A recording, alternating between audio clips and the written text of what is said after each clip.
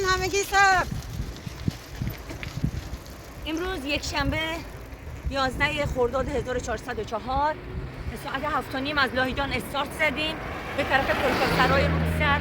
بعد رفتیم ساحل رودسر، بعد از اون رفتیم صحنه سرا، تمیجان، کوبله، پرشکو، ملات. جاتون خالی. کاکا زدیم با چایی پیش اون هاجر خانم. الانم به تالاب دیفشل هستیم که به سمت آستانه داریم حرکت میکنیم. دیگه پایان کار ماست.